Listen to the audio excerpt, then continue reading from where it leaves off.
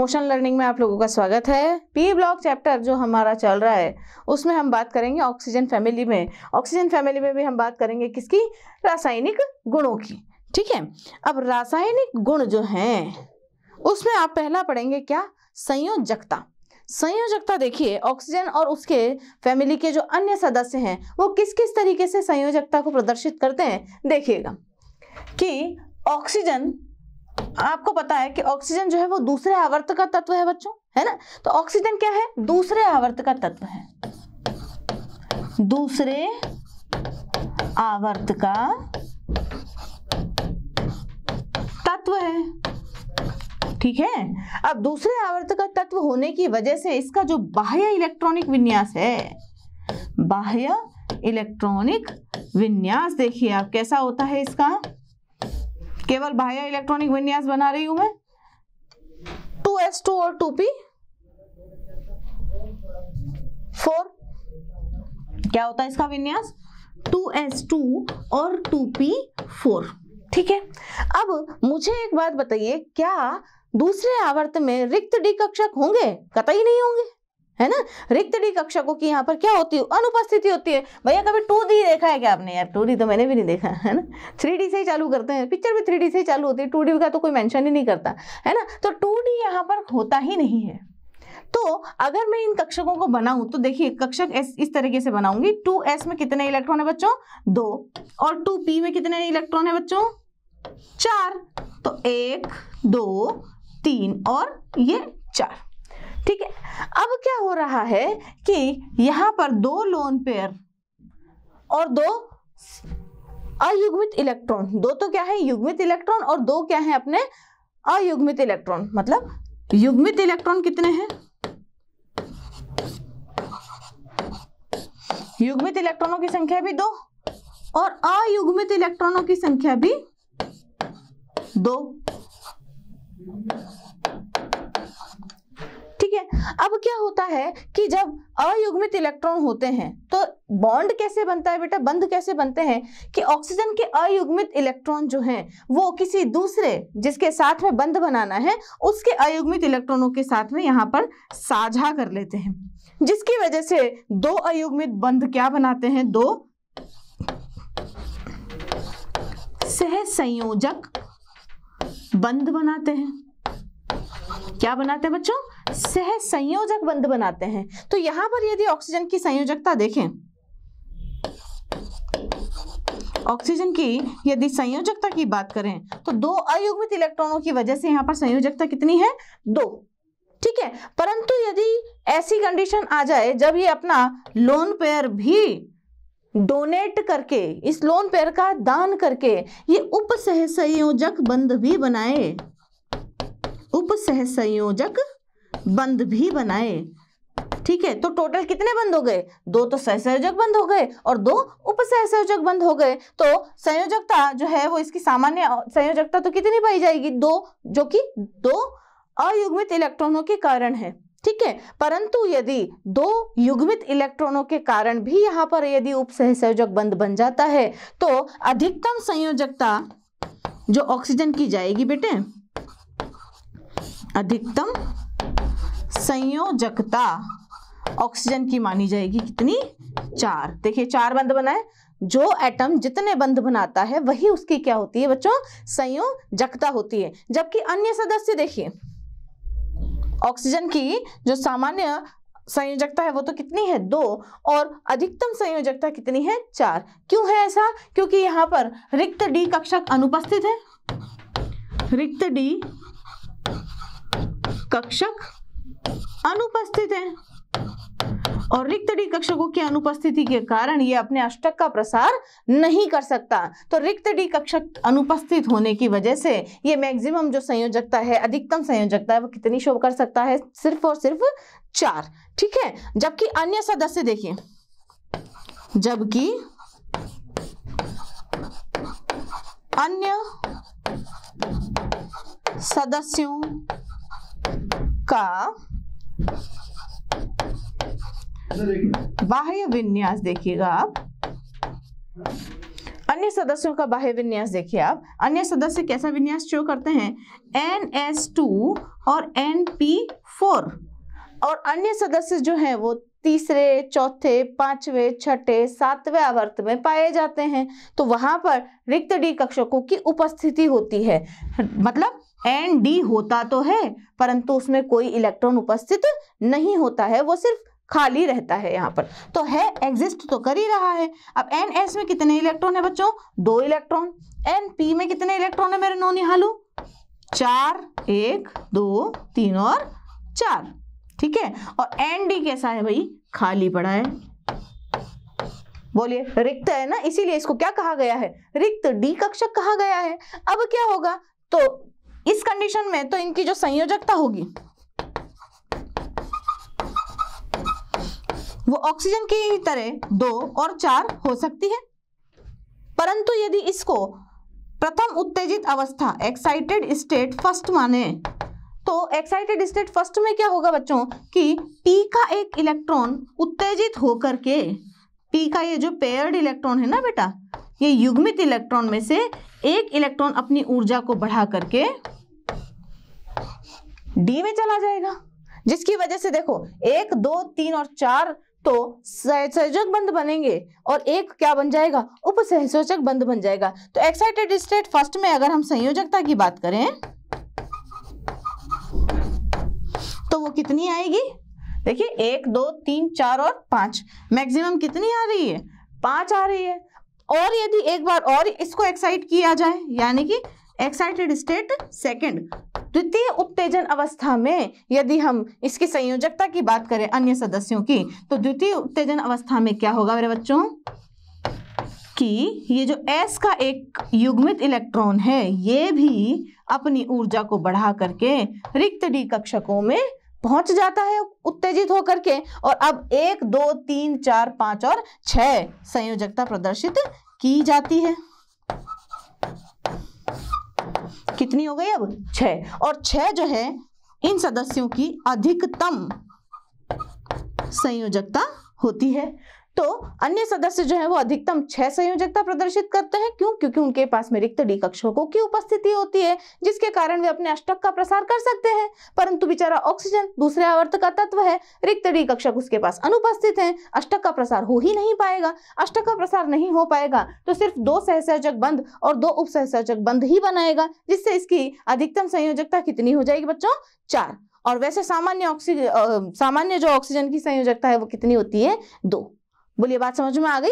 तो संयोजकता के बारे में इतना आप लोगों को समझ में आया होगा बच्चों। ऑक्सीकरण अंकों की यदि हम बात करें बच्चों, तो देखिए ऑक्सीजन फैमिली का जो पहला ही मेंबर अपना ऑक्सीजन है, उसके जो ऑक्सीकरण अंक होता है उसको देखिए आप। ऑक्सीकरण अंक जो ऑक्सीजन का होता है ना बेटा, वो बड़ा अलग अलग टाइप का होता है। -2 से शुरू होता है और +2 तक जाता है। कैसे कैसे जाता है, देखिए ऑक्सीजन की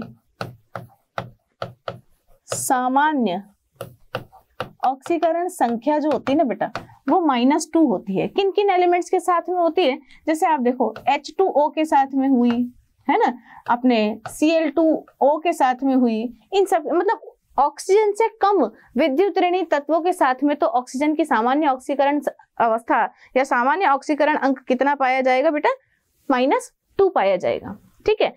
परंतु यदि हम पेरोक्साइड की बात करें,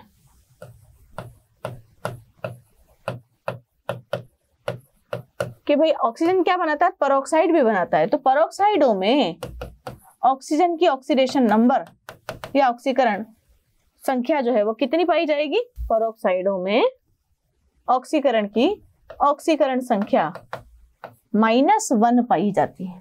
जैसे hydrogen peroxide H2O2, sodium peroxide Na2O2 आदि तत्वों में, आदि जो परमाणु अणु हैं, इनमें क्या पाई जाती है, ऑक्सीजन की -1 ऑक्सीकरण संख्या पाई जाती है। जबकि O2F2 की यदि हम बात करें, O2F2 फ्लोरीन क्योंकि ऑक्सीजन से अधिक विद्युत ऋणी तत्व है, तो O2F2 में ऑक्सीजन की जो ऑक्सीकरण संख्या है बच्चों, वो कौन सी होगी, +1। या हाँ जी हाँ, ऑक्सीजन की -2 भी होती है, -1 भी होती है, +1 भी होती है, और अभी +2 भी आएगी।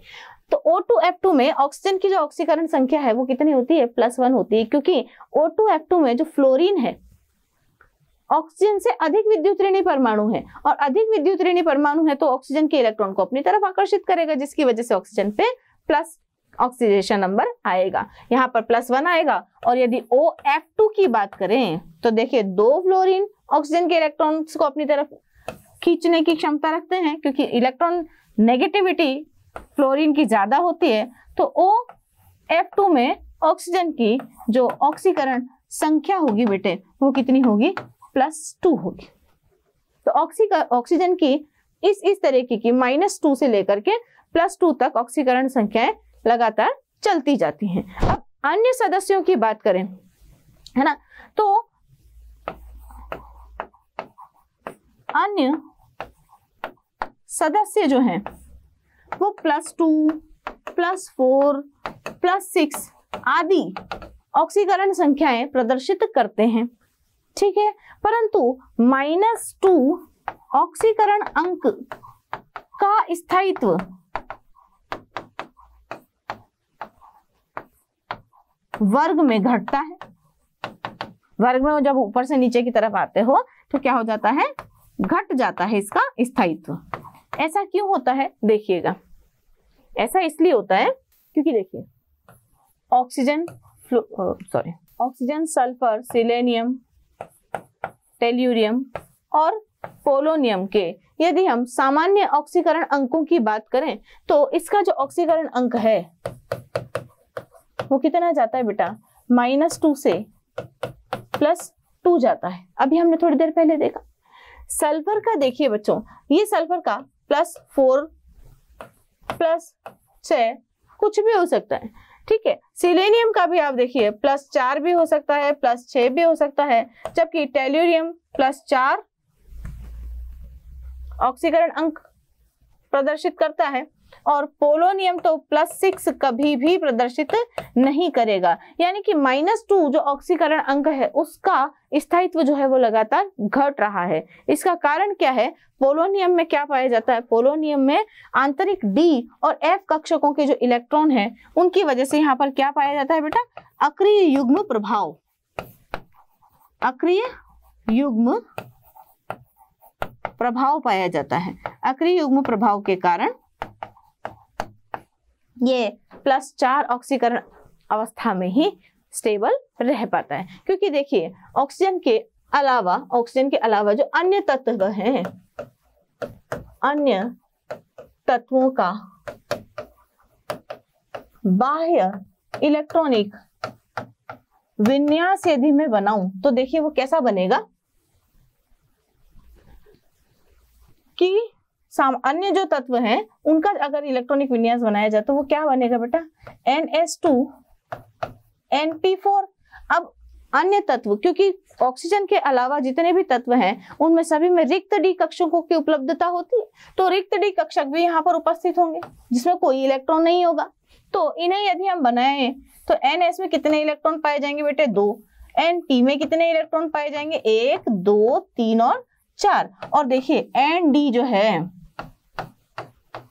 वो खाली रखा हुआ है, तो ये कौन सी हुई इसकी, ग्राउंड स्टेट, ठीक है। ग्राउंड स्टेट में यहाँ पर कोई उत्तेजन अवस्था नहीं पाई जा रही है। तो देखिए यहाँ पर संयोजकता की अगर मैं बात करूं तो देखिए इसकी संयोजकता कितनी पाई जा रही है, 2, क्योंकि ये जो 2 अयुग्मित इलेक्ट्रॉन हैं ये किसी दूसरे परमाणु के इलेक्ट्रॉनों के साथ में साझा करके क्या बनाएंगे, बंध का फॉर्मेशन करेंगे। इसलिए यहाँ पर संयोजकता कितनी पाई जा रही है बेटा, 2, क्योंकि यहाँ पर अयुग्मित इलेक्ट्रॉन भी कितने हैं, वो भी हैं कितने, 2 अयुग्मित इलेक्ट्रॉनों की उपस्थिति की वजह से इसकी संयोजकता भी कितनी पाई जाएगी, 2 पाई जाएगी। और यदि मैं ऑक्सीकरण अंक की बात करूं, ऑक्सीकरण अंक की मैं बात करूं तो ऑक्सीकरण अंक जो है वो -2 भी पाया जा सकता है और +2 भी पाया जा सकता है। यदि मैं इसका सल्फर का एग्जांपल दूं, इसको सल्फर के एग्जांपल के तौर पे बताऊं तो -2 किसमें, H2S में। H2S में तो ये -2 ऑक्सीकरण अवस्था प्रदर्शित करेगा, जबकि SCl2 में ये +2 ऑक्सीकरण अवस्था प्रदर्शित करेगा। देखिए कम विद्युत ऋणी परमाणु में नेगेटिव और अधिक विद्युत ऋणी परमाणु के साथ में ये +2 ऑक्सीकरण अवस्था प्रदर्शित कर रहा है। अब ये जब अपनी एक एक्साइटेड स्टेट में आता है, प्रथम उत्तेजन अवस्था में आता है, एक्साइटेड स्टेट फर्स्ट, प्रथम उत्तेजन अवस्था।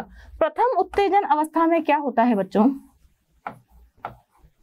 कि ये जो पी के 4 इलेक्ट्रॉन हैं उसमें से एक इलेक्ट्रॉन, पी के 4 इलेक्ट्रॉन में से एक इलेक्ट्रॉन उत्तेजित होकर के कहाँ चला जाता है, डी उपकोष में चला जाता है। डी उपकोष में जाने की वजह से क्या होते हैं, इसमें अयुग्मित इलेक्ट्रॉन कितने हो गए बेटा, अयुग्मित इलेक्ट्रॉन कितने हो गए, 1 2 3 और 4, जिसकी वजह से इसकी संयोजकता भी कितनी हो जाएगी, 4। बोलिए हो जाएगी संयोजकता भी 4, संयोजकता भी 4 हो गई, अयुग्मित इलेक्ट्रॉन भी 4 है, ठीक है। और अधिकतम संयोजकता यहाँ पर 5 पाई जाएगी, क्योंकि ये लोन पेयर भी तो है, लोन पेयर जब अपना डोनेट कर देता है तो भी एक बंध का निर्माण होता है, और यहाँ पर भी संयोजकता जो है 1 2 और मैक्सिमम 4 प्रदर्शित करता है। तो ऑक्सीजन की जो संयोजकता है वो भी कितनी होती है, मैक्सिमम 4, ठीक है। तो ऑक्सीजन और बाकी अन्य तत्वों में देखिए कहा किस तरीके से ये ऑक्सीकरण अवस्था प्रदर्शित होती है। तो अयुग्मित इलेक्ट्रॉन 4 है, संयोजकता भी कितनी हो गई बेटे, 4 हो गई, 4 हो गई। तो देखो इसका ऑक्सीकरण अंक भी कितना हो जाएगा, +4 हो जाएगा। यदि सल्फर का एग्जाम्पल देकर के मैं बताऊं तो SO2 तथा SF4 में सल्फर का ऑक्सीकरण अंक +4 ही पाया जाता है।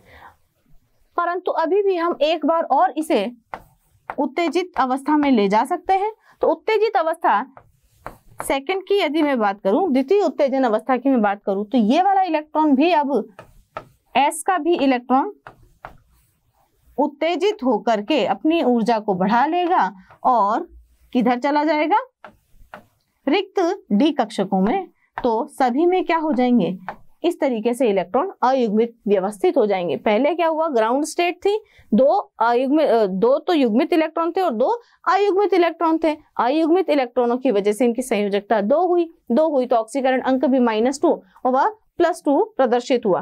प्रथम उत्तेजित अवस्था में क्या हुआ, पी का एक इलेक्ट्रॉन एक्साइट होकर के डी में चला गया है और डी में चले जाने की वजह से यहाँ पर अयुग्मित इलेक्ट्रॉन हो गए 4 और संयोजकता हो गई 4, जिससे कि ऑक्सीकरण अंक भी कितना हो गया बेटे, 4 होने की वजह से SO2 तथा SF4 में आप सल्फर की ऑक्सीकरण अंक कितना देखते हैं, +4 देखते हैं। द्वितीय उत्तेजन अवस्था में देखिए आप S का भी इलेक्ट्रॉन जो है उत्तेजित होकर के किधर चला जा रहा है, डी उपकोष में चला जा रहा है। तो यहाँ पर अब अयुग्मित इलेक्ट्रॉनों की संख्या कितनी बची,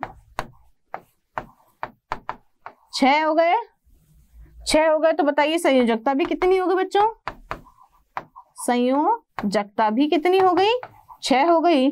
और ऑक्सीकरण अंक की मैं यदि बात करूं तो ऑक्सीकरण अंक भी अब कितना पाया जाएगा, +6 पाया जाएगा। उदाहरण देखिए आप SO3 तथा SF6 में जो ऑक्सीजन के अलावा अन्य तत्व होते हैं वो +6 तक की ऑक्सीकरण अवस्था प्रदर्शित करते हैं, और पोलोनियम तक आते आते यानी कि वर्ग में जब ऊपर से नीचे की तरफ आते हैं तो -2 ऑक्सीकरण अवस्था का जो स्थायित्व होता है वो कम होता चला जाता है, क्योंकि डी कक्षकों की उपलब्धता हो जाती है और नाभिक का जो आकर्षण है वो बढ़ जाता है। और पोलोनियम तो कभी भी -2 प्रदर्शित नहीं करेगा। क्यों नहीं करेगा, क्योंकि इसके पास क्या होता है, अक्रिय युग्म प्रभाव होता है। उस अक्रिय युग्म प्रभाव की वजह से ये जो NS के इलेक्ट्रॉन्स है ना, इनको बहुत ज्यादा पकड़ के रखेगा, बंधन में पार्टिसिपेट नहीं करने देगा, जिसकी वजह से यह इलेक्ट्रॉन जो युग्म है वो अक्रिय रूप से पड़ा रहेगा और इसे क्या कहा जाएगा, अक्रिय युग्म कहा जाएगा। और इस पूरे प्रभाव को क्या माना जाएगा, अक्रिय युग्म प्रभाव माना जाएगा। ठीक है, ऑक्सीकरण अवस्था समझ में आई बच्चों। अब बात करेंगे हम ऑक्सीजन के असामान्य व्यवहार की, कि भाई ऑक्सीजन जो है वो अपने वर्गों के तत्वों से बिल्कुल अलग प्रॉपर्टीज शो करता है। तो उसके कारण क्या है, पहले तो हम इनके असामान्य व्यवहार के जो कारण है पहले तो हम वो जाने।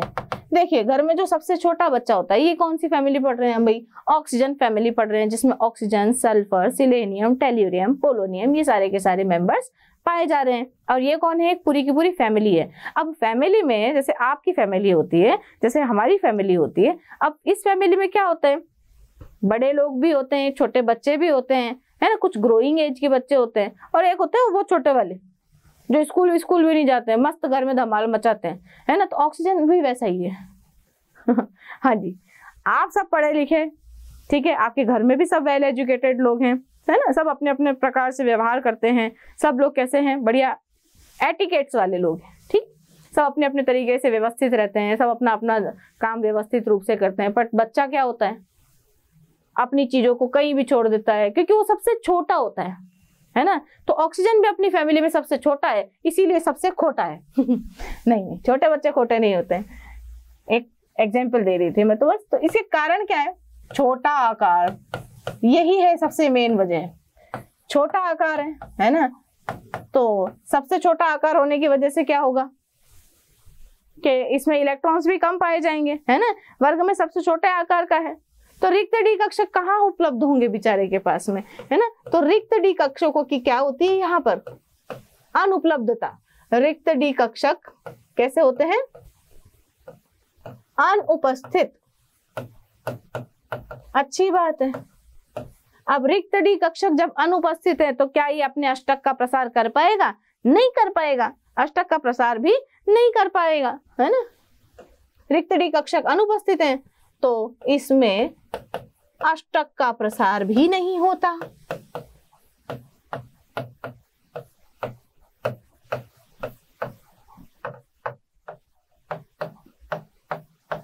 भाई गरीब घर में रहेगा तो अपना व्यवहार आगे कैसे बढ़ाएगा, थोड़ा बड़ा होएगा, घर में से बाहर निकलेगा तब दोस्त बनाएगा। तो रिक्त डी कक्षक अनुपस्थित है छोटे आकार होने की वजह से, और इसी वजह से ही अष्टक का प्रसार भी नहीं कर पाता है। तो क्या होता है, जिन साधनों के बीच में रहता है बच्चा उन्हीं को पकड़ पकड़ के रखता है। इसका मतलब क्या हुआ कि ये जो अपने ऑक्सीजन बच्चा है, छोटा सा बच्चा ऑक्सीजन इस फैमिली का सबसे छोटा बच्चा है, रिक्त डी कक्षक अनुपस्थित है, सीमित संसाधन है, तो उनको बहुत पकड़ पकड़ के रखेगा। आप कोई बच्चे की चीज लेके बताओ, वो रो रो के धमाल मचा देगा, नहीं देगा ना, तो विद्युत ऋणता अधिक होती है। इसकी विद्युत ऋणता का मान उच्च होता है ना। विद्युत ऋणता का मान उच्च होता है तो इसमें अंदर से इलेक्ट्रॉन नहीं निकाल सकते और बल्कि दूसरे के इलेक्ट्रॉन को अपनी तरफ आकर्षित कर लेता है ना। बिल्कुल छोटे बच्चे, आपको किसी भी फैमिली के फर्स्ट मेंबर का असामान्य व्यवहार पढ़ना हो, आप अपने घर के छोटे बच्चे को देख लो, उसमें जो जो प्रॉपर्टीज होंगी उनको केमिस्ट्री से रिलेट कर लो, यही असामान्य व्यवहार है ना। हमारी फैमिली में सबसे असामान्य व्यवहार कौन करेगा, जो घर का सबसे छोटा सदस्य होगा, छोटा बच्चा, है ना। हाँ, इतना भी छोटा नहीं, इलेक्ट्रोनेगेटिविटी इसकी सबसे ज्यादा होगी। और यदि आपने इसका इलेक्ट्रॉन ले लिया, इसकी कोई चीज आपने ले ली तो बड़ा बवाल हो जाएगा। तो इसका मतलब इसके क्या है, उच्च आयनन एंथैल्पी, उच्च आयनन एंथैल्पी, उच्च आयनन एंथैल्पी होने की वजह से भी ये कुछ कारण हैं जिनकी वजह से ऑक्सीजन जो है वो अपने अन्य ग्रुप के या अपनी फैमिली के अन्य सदस्यों से कुछ डिफरेंट, कुछ अलग व्यवहार प्रदर्शित करता है। तो निम्न कारणों की वजह से, निम्न कारणों के कारण ऑक्सीजन अपने वर्ग के अन्य, अपने वर्ग के अन्य सदस्यों से भिन्न व्यवहार प्रदर्शित करता है। अब वो कौन कौन से व्यवहार हैं जिसमें ये असामान्यता दर्शाता है, देखिए कि भाई ऑक्सीजन कैसे कैसे असामान्य है। तो देखिए, वर्ग के अन्य सदस्य, वर्ग के अन्य सदस्य ठोस अवस्था में पाए जाते हैं,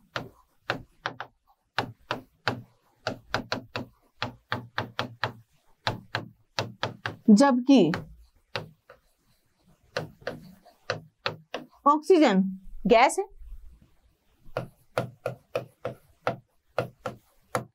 क्यों गैस है?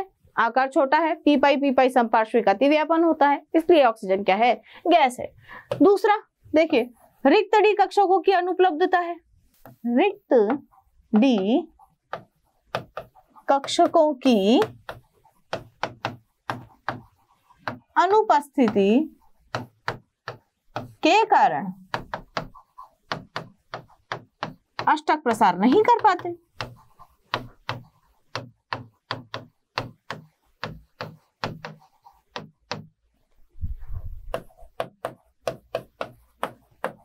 अतः संयोजकता 4 व 6 प्रदर्शित नहीं कर पाते।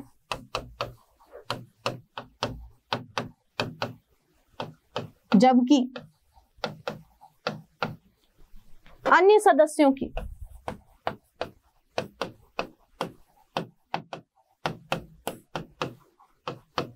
अधिकतम संयोजकता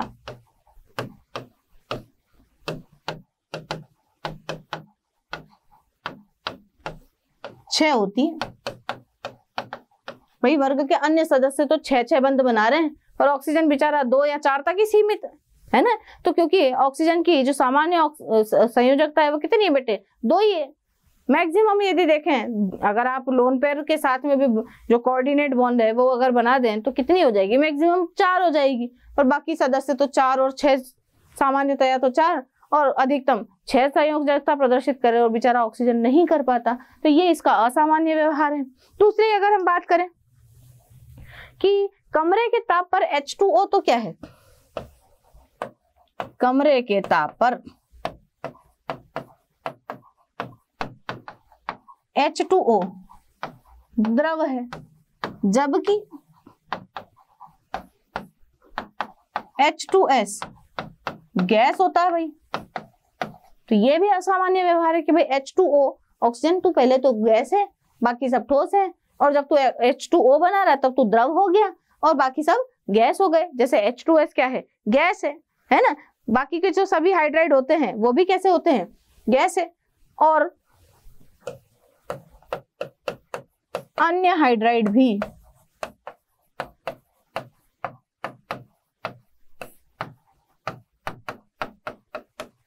गैसीय अवस्था में होते हैं।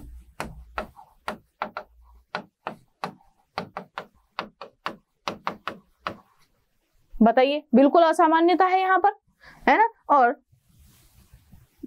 अगर हम बात करें लास्ट, यदि इसके असामान्य व्यवहार की बात करें जो कि पूछा जाता है कि भाई H2O बताइए अम्ल है या क्षार है। H+ भी दे रहा है, OH- भी दे रहा है, यानी कि कैसा है, उभय धर्मी प्रकृति का है, उभय धर्मी प्रकृति का होता है। जबकि अन्य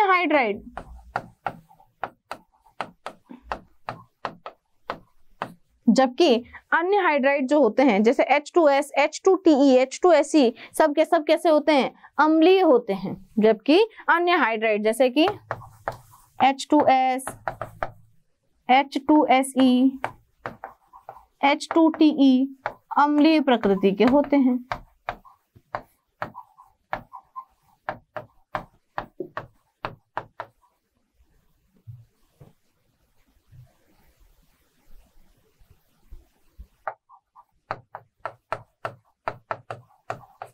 तो ये कुछ असामान्य व्यवहार हैं ऑक्सीजन के जो अपने ग्रुप के या अपने वर्ग के अन्य तत्वों से भिन्न होते हैं। कौन कौन से, कि ऑक्सीजन अकेला अपने वर्ग में गैसीय अवस्था में पाया जाता है, जबकि अन्य सदस्य जो होते हैं वो कैसे होते हैं बेटे, ठोस होते हैं। दूसरी बात करें कि ऑक्सीजन के जो डी कक्षक हैं उनमें डी कक्षक ऑक्सीजन जो है वो दूसरे आवर्त का तत्व होने की वजह से उसके पास रिक्त डी कक्षकों की अनुपलब्धता है। अनुपलब्धता है तो क्या होगा, इसके अष्टक का प्रसार नहीं हो पाएगा और ये बेचारा जो संयोजकता है वो मैक्सिमम 4 या 2 तक ही सीमित कर पाएगा, जबकि जो अन्य सदस्य हैं वो सामान्य संयोजकता 4 भी बना रहे हैं, मैक्सिमम संयोजकता 6 भी प्रदर्शित कर रहे हैं, जबकि बेचारा ऑक्सीजन ऐसा नहीं कर पाता है। अगला अगर हम बात करें तो H2O जो है कमरे के ताप पर कैसा है, द्रव है, यानी कि ऑक्सीजन का जो हाइड्राइड है वो कैसा है, कमरे के ताप पर द्रव है, पानी पीते हैं अपन, लिक्विड है, जानते हो ना। जबकि जो अन्य हाइड्राइड है वो कैसे हैं बेटे, गैसीय अवस्था में पाए जाते हैं। और अगली बात कि H2O यानी कि जो हमारा पानी है ये कैसा है बच्चों, उभयधर्मी प्रकृति का होता है, यानी कि जब जरूरत पड़े तब एसिड बन जाता है, जब जरूरत पड़े तब बेस हो जाता है, यानी कि मर्जी पड़े तब क्षार, मर्जी पड़े तब अम्ल की तरह काम करता है, यानी कि उभयधर्मी प्रकृति का होता है। जबकि बाकी के हाइड्राइड ऐसा नहीं करते, बाकी के हाइड्राइड बोलते हैं कि हम कैसे हैं, अम्लीय प्रकृति के हैं। तो यहाँ पर ये ऑक्सीजन का असामान्य व्यवहार अपने तत्वों, अपने वर्ग के अन्य तत्वों से शो करता है इस प्रकार से। इस प्रश्न को आप देखिए, ऑक्सीजन, सल्फर, सिलेनियम, टेल्यूरियम और पोलोनियम के इलेक्ट्रॉनिक विन्यास और ऑक्सीकरण अवस्थाओं की जानकारी दीजिए। आप मान लीजिए कि बोर्ड का एक प्रश्न है, तो इस बोर्ड में जो प्रश्न का आंसर आपको लिखना है ना बेटे, उसका तरीका देखिए कैसे लिखना है। आपको आता सब कुछ है, बट आपके दिमाग में हमेशा ही एक चीज चलती है कि बोर्ड में आएगा तो हम कैसे लिखेंगे, बोर्ड में आएगा तो हम कैसे लिखेंगे। और ये बेटा है केमिस्ट्री, यहाँ पर रामायण नहीं चलेगी, है ना। तो साइंस के जो भी क्वेश्चंस हैं उनका आंसर आप किस तरीके से दीजिए, आप टू द पॉइंट आंसर दीजिएगा। देखिए आप क्या करें, पहले तो ऑक्सीजन, सल्फर, सिलेनियम, टेल्यूरियम और पोलोनियम ये आप लिख लीजिए, ठीक है। फिर वो क्या बोल रहा है, आप इलेक्ट्रॉनिक विन्यास की जानकारी दीजिए, ठीक है, अच्छी बात है। तो हम यहाँ क्या लिख देंगे, इलेक्ट्रॉनिक विन्यास लीजिए। पहले हम इलेक्ट्रॉनिक विन्यास के बारे में जानकर, आपको नहीं लिखना इनका सामान्य इलेक्ट्रॉनिक विन्यास NH2NP4 होता है, ये सारी रामायण नहीं बांचनी, आपको टू द पॉइंट आंसर देना है। केमिस्ट्री वाले को केमिस्ट्री देख करके बड़ा अच्छा लगता है एक साइकोलॉजी होती है बेटा। तो ऑक्सीजन का जो इलेक्ट्रॉनिक कॉन्फ़िगरेशन है वो है हीलियम 2s2 और 2p4, इसका आंसर इस तरीके से दीजिएगा। देन फिर नियॉन 3s2 3p4 सल्फर का, आर्गन 3d10 बताया हुआ है,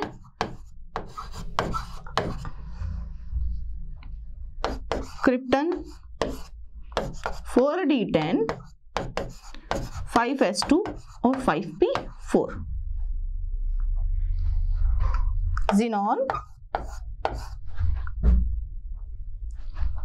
जीनॉन अब पोलोनियम 6th पीरियड का एलिमेंट है, तो आउटर कॉन्फ़िगरेशन क्या होगा जी, 6s2 and 6p4। 6s2 and 6p4 के पहले कौन आता है, 5 आता है, और 5 में भी क्या आता है, पहले d आता है। 5d के इलेक्ट्रॉन्स पूरे करेंगे एंड देन 4f के इलेक्ट्रॉन्स पूरे करते हुए, जैसे मैंने आप लोगों को शुरू के लेक्चर्स में समझाया हुआ है कि इलेक्ट्रॉनिक कॉन्फ़िगरेशन कैसे लिखते हैं, आप डायरेक्ट इतना कॉन्फ़िगरेशन लिख दिए। बड़ी शांति मिलती है टीचर को, जब बच्चा इस तरीके से लिखता है ना तो बड़ा खुश हो जाता है केमिस्ट्री वाला टीचर कि हाँ आती है, केमिस्ट्री आती है बच्चे को अगर आप रामायण लिख देंगे ना तो दिमाग खराब हो जाएगा। केमिस्ट्री वाले की साइकोलॉजी होती है बच्चों, उसको समझो, है ना। हर एक सब्जेक्ट के टीचर की अपनी एक साइकोलॉजी होती है, उस साइकोलॉजी को समझते हुए यदि आप आंसर दोगे ना तो your answer will be more attractive and you gain more marks than others. Okay, तो ज्यादा नंबर लाने के लिए, अच्छे नंबर लाने के लिए टू द पॉइंट आंसर लिखो और काम खत्म करो। अब दूसरा उसने क्या पूछा है, ऑक्सीकरण अवस्था। तो देखिए ऑक्सीकरण अवस्थाओं की भी जानकारी दे दीजिए आप। ऑक्सीकरण अवस्थाएं, अब देखिए ऑक्सीजन की जो ऑक्सीकरण अवस्था है मैंने आप लोगों को बताई है भाई, -2 से लेकर के कितनी जाती है, +2 तक जाती है, बोलिए जाती है।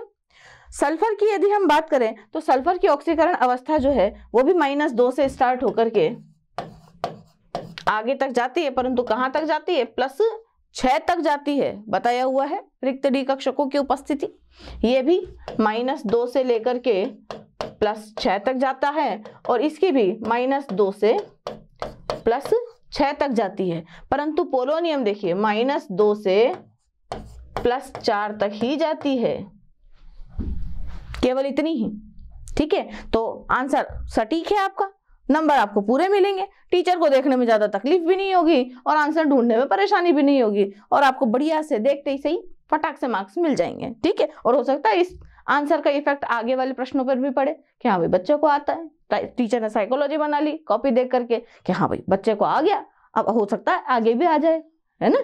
तो इस तरीके से आप प्रश्न का आंसर दीजिएगा। नेक्स्ट क्वेश्चन देखें हम। अब देखिए कि भाई पोलोनियम की +6 ऑक्सीकरण अवस्था नहीं पाई जाती है, क्यों? पोलोनियम की +6 ऑक्सीकरण अवस्था, पोलोनियम की +6 ऑक्सीकरण अवस्था नहीं पाई जाती है, और पूछ रहा है कि भाई क्यों नहीं पाई जाती है। ठीक है, तो क्यों नहीं पाई जाती है, देखिए आप जानते हैं पोलोनियम जो है, प्रश्न का आंसर, अब इस टाइप के जो प्रश्न होते हैं ना बेटा, इनको आपको लिखना पड़ेगा। कैसे लिखोगे, देखिए उत्तर कि भाई पोलोनियम कौन से आवर्त का तत्व है? छठे आवर्त का तत्व है। कौन से आवर्त का तत्व है बेटा? छठे आवर्त का तत्व है। पोलोनियम छठे या 6th पीरियड का तत्व है। 6th आवर्त या पीरियड आवर्त का तत्व है। अब 6th आवर्त का तत्व है तो क्या करें भाई, इसके पास में क्या होते हैं? आंतरिक डी व एफ के इलेक्ट्रॉनों का परिरक्षण प्रभाव नगण्य होता है।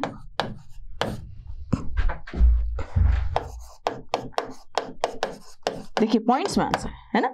पोलोनियम 6th आवर्त का तत्व है। अब 6th आवर्त का तत्व है, इसका मतलब इसके पास में डी के भी इलेक्ट्रॉन्स प्रेजेंट है और एफ के भी इलेक्ट्रॉन्स प्रेजेंट है, तभी तो जाकर के हम आगे 7 डी के और एफ के प्रेजेंट है, तभी तो हम 6th आवर्त में इलेक्ट्रॉन भर पाए हैं पी सब शेल में, है ना, क्योंकि हमने 5th और 4th आवर्त में डी और एफ में इलेक्ट्रॉन डाले हुए हैं।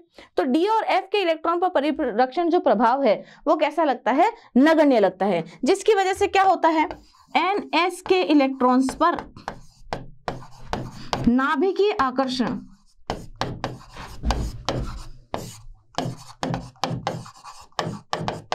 अत्यधिक लगता है।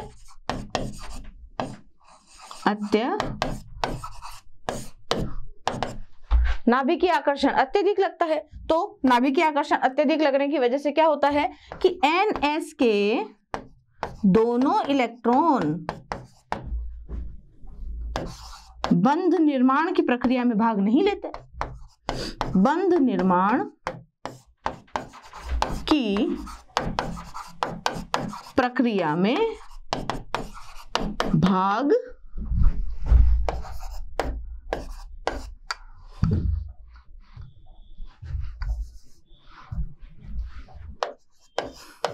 नहीं लेते।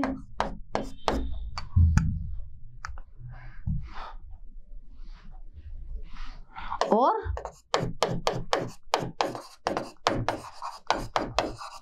अक्रिय रूप से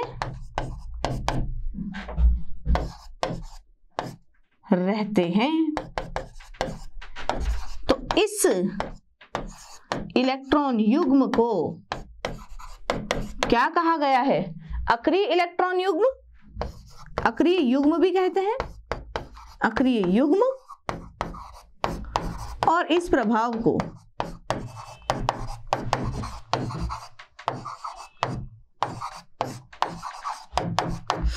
अक्रिय युग्म प्रभाव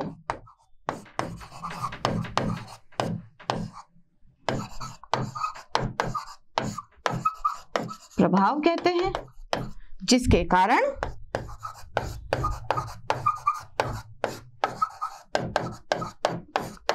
पोलोनियम +6 ऑक्सीकरण अवस्था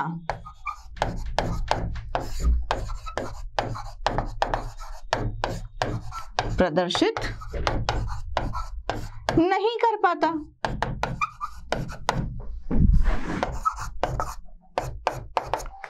देखिए पोलोनियम +6 ऑक्सीकरण अवस्था क्यों नहीं प्रदर्शित कर पाता है? क्योंकि देखो पोलोनियम का जो इलेक्ट्रॉनिक विन्यास है बच्चों, वो कौन सा है? हीलियम या नॉर्मल 6th पीरियड का एलिमेंट है ना। 6th पीरियड का एलिमेंट होता है तो अपन कैसे लिखते हैं? देखिए कॉन्फ़िगरेशन एक बार मैं फिर से सिखा देती हूँ आप लोगों को। 6th पीरियड के एलिमेंट का कॉन्फ़िगरेशन लिखने के लिए आपको कौन सी गैस लगानी पड़ती है? 5th पीरियड की। कौन सी? हीलियम, नियॉन, आर्गन, क्रिप्टॉन और जीनॉन। कौन सी गैस लगेगी बच्चों? जीनॉन लगेगी। ठीक है, जीनॉन गैस लगाने के बाद में आप कहाँ आ गए?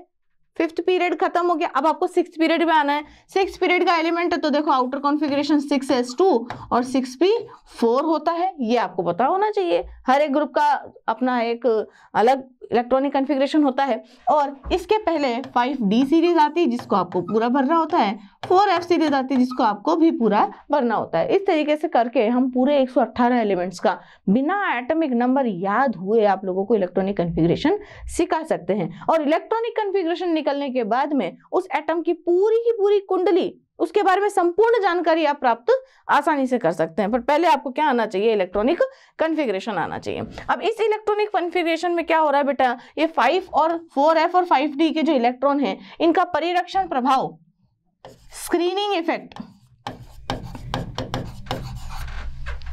स्क्रीनिंग इफेक्ट कैसा है, नगण्य है। कैसा है बच्चों, नगण्य है। नगण्य है जिसकी वजह से क्या होगा कि आपका ये जो पोलोनियम है,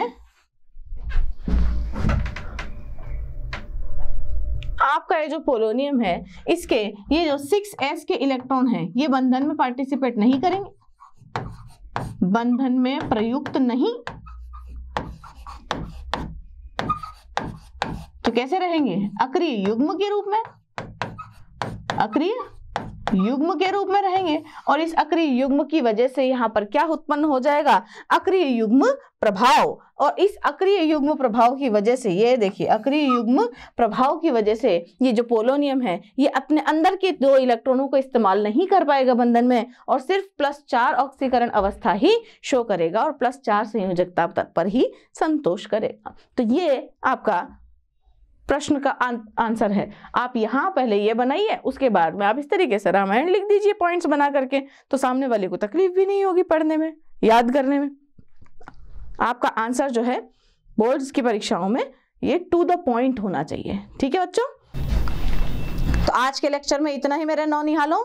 अच्छी तरीके से पढ़ाई करिएगा, फुल फोकस से पढ़ाई करिएगा। कोई ज़रूरत नहीं है 8 घंटे 12 घंटे, जितना मन लगे उतना 100% ध्यान लगा करके आप पढ़ाई कीजिए। आशा करता हूं हमारे टॉप एजुकेटर का यह लेक्चर आपको पसंद आया होगा।